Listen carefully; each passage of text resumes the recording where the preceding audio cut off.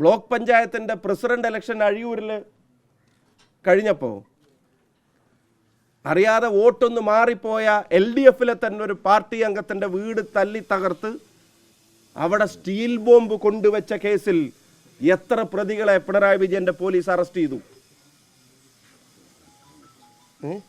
വീടാക്രമിച്ച് അവിടെ steel bomb കൊണ്ടുവച്ച കേസിൽ എത്ര പ്രതികളെ അറസ്റ്റ് ചെയ്തു? CPM ക്രിമിനലുകൾ ബോംബെറിഞ്ഞാൽ പോലും വിരലനക്കാത്തൊരു പോലീസ് സംവിധാനം ഈ നാടിൻ്റെ സമാധാനത്തെ സ്വസ്ഥതയെ കെടുത്തുമ്പോൾ എൻ്റെ അവസാനത്തെ അഭ്യർത്ഥന കേരളത്തിലെ ജനങ്ങളോടാണ്, ഈ കെടുതിയെ ഇനി നമുക്ക് തുടരാൻ അനുവദിച്ചുകൂടാ എന്നുള്ള തീരുമാനം നിങ്ങൾ എടുക്കണമെന്ന് ഞങ്ങൾ അഭ്യർത്ഥിക്കുക. നാടിൻ്റെ സമാധാനത്തെ കെടുത്തുകയാണ് അവർ. ഏറ്റവും ഒടുവിൽ ഞങ്ങളുടെയൊക്കെ മേലെ വല്ലാതെ കെട്ടിവെച്ച് അടച്ചാക്ഷേപിച്ച ഈ നാടിനെ തമ്മിൽ തല്ലിക്കാൻ ഇറക്കിയ കാഫിർ സ്ക്രീൻഷോട്ടിലെ പ്രതികളെ എന്താ കേരളത്തിൻ്റെ പോലീസ് കണ്ടെത്താത്തത്? എന്തേ അന്വേഷണം DYFIയുടെ ബ്ലോക്ക് പ്രസിഡന്റിൽ ചെന്ന് നിന്നത്? ക്രിമിനൽ സംഘങ്ങളെ അഴിഞ്ഞാടാൻ വിട്ടിരിക്കുകയാണ് പാർട്ടിയും പോലീസും. അതിൻ്റെ തലപ്പത്തിരിക്കുന്ന ആൾ പറയുന്നു, മനസ്സിൽ ചില ഇന്റർവ്യൂവിൽ പറയുന്നു, മനസ്സിൽ സന്യാസമൊക്കെ ഉണ്ടെന്നൊക്കെ പറഞ്ഞതായിട്ട് എവിടെയൊക്കെ വായിച്ചു. ഈ നാട്ടിലെ നിയമവ്യവസ്ഥയോട് ഒരു തരിയെങ്കിലും കൂറുണ്ടോ? മനുഷ്യത്വം എന്ന് പറയുന്ന വാക്കിനോട് എന്തെങ്കിലും അർത്ഥം കൽപ്പിക്കാൻ ഈ ഭരണകൂടം തയ്യാറില്ല എന്നുള്ളതിൻ്റെ കൃത്യമായ തെളിവുകളാണ് ഓരോ ദിവസവും നടന്നുകൊണ്ടിരിക്കുന്നത്. DYFIയുടെയും SFIയുടെയും സഹപ്രവർത്തകരോട്, നിങ്ങളുടെ ഒരു നേതാവിനെ പാലക്കാട്ട് ഒരു ചാനൽ ചർച്ചയ്ക്കിടെ നെഞ്ചത്ത് പിടിച്ച് തള്ളി കവിളത്ത് തല്ലാൻ നോക്കിയ ഒരു BJP നേതാവ്, ആ ദൃശ്യം നിങ്ങളെല്ലാവരും കണ്ടിട്ടു. ഒരു സ്തൂപം നിങ്ങൾ BJPയുടെ തകർക്കുന്നില്ല. ഒരു BJP നേതാവിൻ്റെ വീട്ടിലേക്ക് നിങ്ങൾക്ക് ബോംബെറിയണ്ട. ഒരാൾക്കും നിങ്ങൾ അഡ്വാൻസ് ആദരാഞ്ജലികൾ നേരണ്ട. കാരണം എന്താ? BJPയെ നോവിക്കാൻ നിങ്ങൾ ആഗ്രഹിക്കുന്നില്ല. അവർക്ക് നിങ്ങളോട് എന്തു ആവാം. ഇവിടെ ഒരു ജനാധിപത്യ സമരം നടത്തിയ 2 ചെറുപ്പക്കാർ ഒരു കരിങ്കൊടി പ്രകടനം നടത്തിയതിന് വീട്ടിലേക്ക് ബോംബാണ്. ഇവിടുത്തെ പ്രാദേശിക വാട്സപ്പ് ഗ്രൂപ്പുകളിൽ ഇവിടുത്തെ DYFIയുടെ മേഖലാ സെക്രട്ടറി ഉൾപ്പെടെയുള്ള ആളുകൾ നടത്തിയ ചാറ്റിൽ ഇവൻ്റെ വീട് എവിടെയാണ് എന്ന് സ്ഥിരീകരിച്ചു കൊടുക്കുന്ന ചാറ്റിൻ്റെ ദൃശ്യങ്ങൾ. ഇത് ശരിയാണെങ്കിൽ ആ ഗ്രൂപ്പിൽ എന്താണെങ്കിലും കോൺഗ്രസ്സുകാരുണ്ടാവില്ലല്ലോ. അവർ തന്നെ പുറത്തു വിട്ടതാവുമല്ലോ ഇതിനോട് യോജിപ്പില്ലാത്ത ആളുകൾ. ശരിയാണോ അല്ലേ എന്ന് പോലീസ് പരിശോധിക്കട്ടെ. ഞാൻ വീണ്ടും ആവർത്തിക്കുന്നു, ജനങ്ങളോട് ഞങ്ങളുടെ അഭ്യർത്ഥന, ഈ കെടുതിയെ ഇനി തുടരാൻ അനുവദിച്ചുകൂടാ. ഭരണമില്ലാതെ ജീവിക്കാൻ പറ്റില്ല എന്നുള്ള അവസ്ഥയിലേക്ക് ഭരണത്തിൻ്റെ മാത്രം ആരാധകരായിട്ടൊരു സംഘം മാറിയപ്പോൾ അതിനെതിരായി വരുന്ന കാര്യങ്ങളോടുള്ള അസഹിഷ്ണുതയും അസ്വസ്ഥതയും എല്ലാ അതിരുകളും ലംഘിക്കുകയാണ്. ഒരു മന്ത്രി തന്നെ നേരിട്ട് കള്ളപ്രചരണത്തിന് നേതൃത്വം നൽകുക, മുഖ്യമന്ത്രി ആ തിരക്കഥയിൽ വേഷം അഭിനയിക്കുക, പാർട്ടി സെക്രട്ടറി ആ തിരക്കഥയിലെ കലാപാഹ്വാനത്തിന് നേതൃത്വം നൽകുക. കേരളത്തിലെ ഏതെങ്കിലും മൂക്ക് താഴ്ത്തോട്ടായിട്ടുള്ള ഏതെങ്കിലും ഒരു മനുഷ്യൻ കേരളത്തിൽ അവിടെ ഒരു അക്രമം നടന്നു എന്ന് പറഞ്ഞാൽ വിശ്വസിക്കുമോ? സമരക്കാർ മന്ത്രി എന്തെങ്കിലും ചെയ്തു എന്ന് പറഞ്ഞാൽ വിശ്വസിക്കുമോ? ബഹുമാനപ്പെട്ട മാധ്യമ പ്രവർത്തകരോടും പാർട്ടികളുടെ വാദങ്ങൾക്ക് അപ്പുറത്തേക്ക് യാഥാർത്ഥ്യങ്ങൾ നിങ്ങളും കണ്ണു തുറന്ന് കണ്ടതാണ്. ചില ചാനലുകളെല്ലാം ഞങ്ങൾ കണ്ടു. ആ യാഥാർത്ഥ്യങ്ങൾ ചർച്ച ചെയ്യാൻ ആർജവം കാണിച്ച ചില ചാനലുകൾ. കേരളത്തിന് വേണ്ടി സത്യം സത്യമായി പറയാനും അത് ചർച്ച ചെയ്യാനും നിങ്ങളും തയ്യാറാവണം.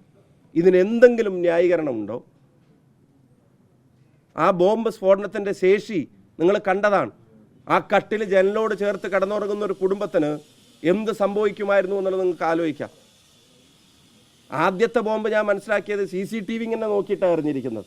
അത് എറിഞ്ഞിട്ട് അത് പൊട്ടാതായപ്പോഴാണ് CCTVക്ക് അപകടം ചെറുതായിട്ട് ഉന്നം തെറ്റി. എന്നിട്ട് അതിൻ്റെ മേലെ തട്ടിയിട്ട് ആ കോൺക്രീറ്റ് പാളികളും ഓടും ചില്ലും ഇപ്പുറത്തെ ചില്ലും ഒക്കെ തകർന്നത് നിങ്ങൾ കണ്ടതാണ്.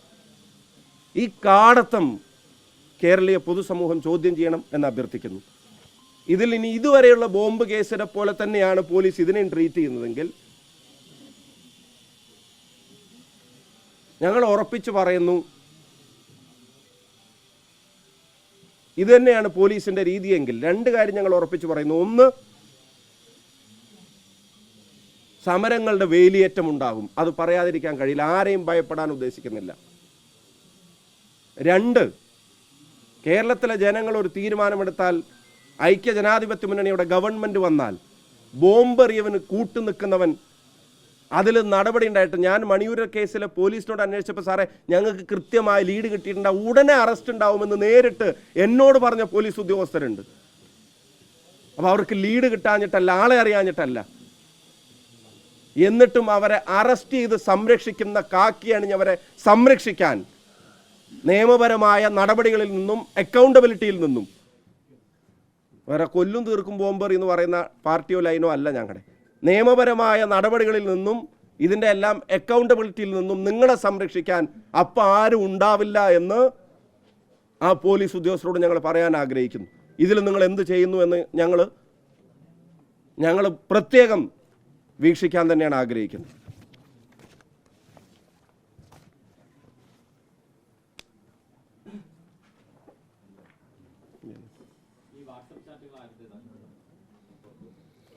ഇവിടുന്ന് പ്രാദേശികമായിട്ട് ലഭിച്ചതാ, പോലീസ് പരിശോധിക്കട്ടെ, പിന്നെ അതിൻ്റെ ആധികാരികത പോലീസ് പരിശോധിക്കട്ടെ. അതിലവൻ്റെ വീട് കൺഫേം ചെയ്ത് കൊടുക്കുന്ന ഉൾപ്പെടെയുള്ള മെസ്സേജുകളാണ് വന്നിരിക്കുന്നത്. പിന്നെ ഇവിടുത്തെ പ്രാദേശിക DYFI നേതാവ് ഞങ്ങളത് പോലീസിന് കൈമാറും. അതിൻ്റെ പിന്നെ പോലീസിന് കൈമാറും. ഇത് എന്താണ് വസ്തുത എന്ന് പോലീസ് പരിശോധിക്കട്ടെ. ഞങ്ങൾക്കിപ്പോൾ കിട്ടിയതാണ്, അത് നിങ്ങളുടെ മുമ്പിൽ പറഞ്ഞു. ഞങ്ങൾ അതിൻ്റെ ആധികാരികത പോലീസ് പരിശോധിക്കട്ടെ. ഇവർക്ക് സൂചനകളുണ്ട്, പക്ഷെ ഞങ്ങളതൊരു പത്രസമ്മേളനം നടത്തി പറയാൻ ആഗ്രഹിക്കുന്നില്ല. പോലീസ് പറയട്ടെ ആരാണെന്ന്. CCTV ക്യാമറ ദൃശ്യങ്ങൾ ഉൾപ്പെടെ ഉണ്ടല്ലോ.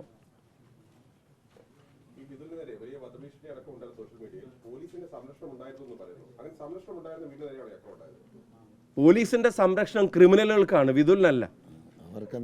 അങ്ങനെയാണെങ്കിൽ ഈ വീടിന് അവർക്ക് വേണമെങ്കിൽ ഇപ്പോൾ സംരക്ഷണം കൊടുക്കാനാണെങ്കിൽ അവർക്ക് ഈ വീടിന് കാവൽ നിൽക്കാൻ അവർ വേണ്ട ചിലയിടത്തൊക്കെ പോയി നിന്നു എന്നൊക്കെ കേൾക്കുന്നുണ്ടല്ലോ. അപ്പം മിഞ്ഞാന്ന് ഇവിടെ വന്നു, ഇന്നലെ ഇവിടുന്ന് പോയി. അപ്പം ഇന്നലെ രാത്രിക്കാണ് സംഭവം പ്ലാൻ ചെയ്തിട്ടുള്ളത്.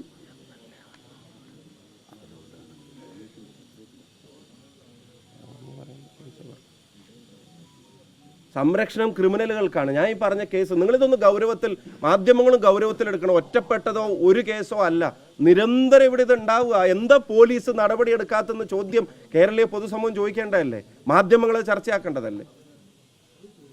ഞാൻ പോലീസിന്റെ FIR ആണ് ഞാൻ നിങ്ങളുടെ വായിച്ച് കേൾപ്പിച്ചത്.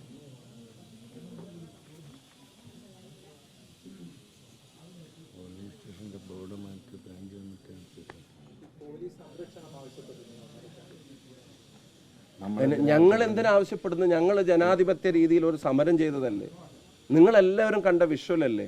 എവിടെയാണ് അതിനകത്തൊരു അതിക്രമം ഉള്ളത്? എന്നിട്ട് അവിടുന്ന് തന്നെ മന്ത്രി എന്തൊക്കെയായിരുന്നു. ഇന്നലെ ഒരു പോലീസ് ഉദ്യോഗസ്ഥൻ പഴയൊരു SP ചാനലിരുന്ന് പറയുന്നത് കേട്ടു, സാധാരണ ഞങ്ങൾ പിന്നെ സമരക്കാരെയാണ് തടയാറുള്ളത്, ഇത് മന്ത്രിനെ തടയേണ്ടി, മന്ത്രിയുടെ ലെവലിലുള്ള ആളുകളൊന്നും അങ്ങനെ പെരുമാറാൻ, ഇങ്ങോട്ട് ഇറക്കി വിടറ അല്ലെ ഞാൻ അങ്ങോട്ട് പോട്ടറ എന്നൊക്കെ പറഞ്ഞ് അവിടെ മന്ത്രി നിൽക്കുന്നു.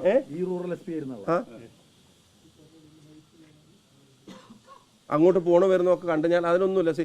ഒരാളുടെ കഴുത്തിന് വേദനിച്ചിട്ടുണ്ടെങ്കിൽ അതിനൊന്നും പരിഹസിക്കാൻ ഞങ്ങളില്ല. പക്ഷേ വേദനിച്ചത് KSUക്കാരെ കൊണ്ടല്ല, സമരക്കാരെ കൊണ്ടല്ല എന്ന് കേരളത്തിന് മനസ്സിലായിട്ടുണ്ട്. അതെങ്കിലും മിനിമം അംഗീകരിക്കാൻ തയ്യാറാവണം.